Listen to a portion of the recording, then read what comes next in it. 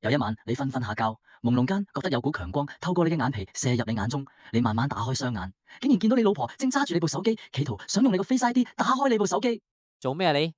check 你電話咯。你咁做係犯法㗎。究竟你嘅另一半偷偷咁打開你部手機 check 嘢，係咪犯法呢？首先，我哋嚟睇下相關嘅法例。根據刑事罪行條例第200章第161條嘅不誠實取用電腦罪，任何人若果取得對電腦嘅存取權，而且佢目的或者意圖包括意圖犯罪、不誠實咁意圖欺騙，為自己或他人謀取不誠實利益，或不誠實咁導致他人蒙受損失，無論係喺存取當時或者日後任何時間進行，即屬犯罪，可被檢控，最高刑罰為監禁5年。呢度有兩個重點：取用電腦同埋不誠實。依家佢攞住你部電話，所以取用電腦呢一點就肯定係㗎啦。但係不誠實又點界定呢？原來法庭係會參考翻一個明白事理同埋誠實嘅人嘅睇法而去作出判斷㗎。簡單講就係，如果我哋揾一個誠實合理嘅人翻嚟，將成件事嘅來龍去脈，包括事發經過、另一半偷睇你電話嘅動機等等，都講晒俾佢聽，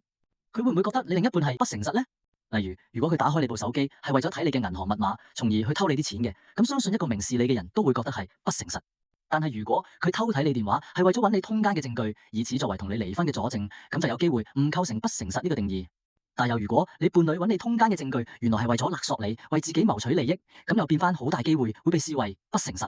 所以總括嚟講，每一單個案都獨一無二，不盡相同。與其去諗點樣防範伴侶，不如諗下可唔可以揾個可以同你坦誠溝通，唔使防嚟防去嘅另一半啦。